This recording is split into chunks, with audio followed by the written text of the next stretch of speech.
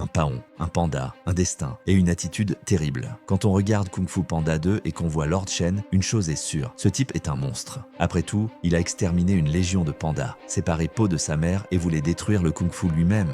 Mais, et si je te disais que ce n'est pas tout, que Lord Shen n'a pas seulement failli anéantir toute la Chine, mais qu'il a aussi transformé Kung Fu Panda en une véritable œuvre d'art, et dans cette vidéo, je vais t'expliquer pourquoi. Dès le début du film, on voit à quel point il est cruel. On nous raconte que ses parents régnaient sur une ancienne cité de Chine, apportant paix et harmonie à la population, contrairement à leur fils, Shen, obsédé par le contrôle et la destruction. Voyant la noirceur en lui, ses parents consultèrent une voyante qui prédit que s'il continuait sur cette voie sombre, il serait vaincu par un guerrier noir et blanc. Mais au lieu d'y voir un signe pour changer, il prit cela comme une menace. Et accompagné de son armée de loups, il ravagea un village entier de pandas, exterminant tous ceux qui se trouvaient sur son chemin. À son retour, ses parents, horrifiés par ce qu'il était devenu, l'exilèrent de la cité, le laissant sans foyer, sans famille et assoiffé de vengeance. Et s'il avait déjà pu détruire un village entier à cause d'une simple prophétie, qu'est-ce qu'il ne ferait pas pour atteindre son objectif? Après des années de préparation, attendant le bon moment pour frapper, il revient dans sa ville, désormais gouverné par des maîtres de Kung-Fu.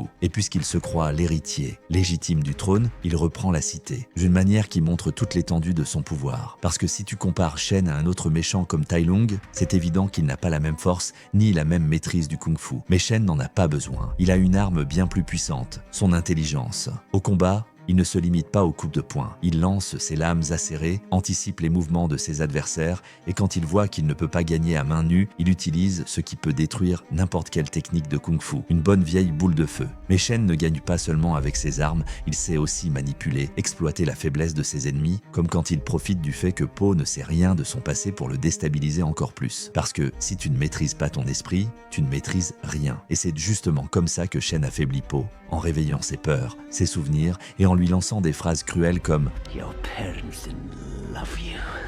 Car Shen sait très bien ce que c'est que de se sentir rejeté et abandonné par ses parents, perdu, prisonnier d'un passé qu'on ne sait pas comment affronter. Avant de rencontrer Shen, Po avait même fait un rêve où il revoyait ses parents. Mais dans le rêve, il disait l'avoir abandonné pour s'occuper d'un radis qui faisait du kung-fu. C'est une blague, bien sûr, mais une blague qui révèle la douleur de Po, celle de ne pas comprendre pourquoi il avait été abandonné. Et quand Shen lance la boule de feu et que Po perd le combat, c'est à ce moment précis qu'il affronte enfin son passé et découvre qui il est vraiment. Mais le plus fascinant, c'est que la crise d'identité ne touche pas que Po. Shen aussi souffre. Tout au long du film, il est tenté par la douleur d'avoir été rejeté, cherchant désespérément un moyen de trouver la paix. Et c'est là toute la différence entre eux, comme dans la scène où l'on voit le symbole du yin et du yang, représentant deux guerriers opposés. L'un cherche la paix en sauvant, l'autre cherche la paix en détruisant. Shen a passé sa vie à être contrôlé par la peur, à tout faire pour échapper à son destin, alors que chaque pas qu'il faisait le rapprochait encore plus de lui, exactement comme le maître Oogway l'avait dit dans le premier film. Et lorsqu'il se retrouve face à un panda qui, malgré son apparente faiblesse, commence à faire la paix avec son passé, il est incapable de comprendre comment c'est possible. Parce que tout ce qu'il ressent à propos de lui-même, c'est de la tristesse, de la honte et de la colère. Conquérir des territoires, dominer un pays, rien de tout cela ne peut combler le vide dans son cœur. Un cœur qu'il avait lui-même choisi d'abandonner.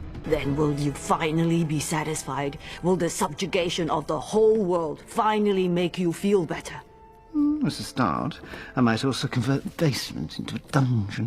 Quand la voyante lui dit que ses parents l'aimaient, il hésite. Peut-être qu'il veut y croire, mais c'est déjà trop tard pour quelqu'un incapable de pardonner. My parents hated me. They loved you. They loved you so much that having to send you away killed them.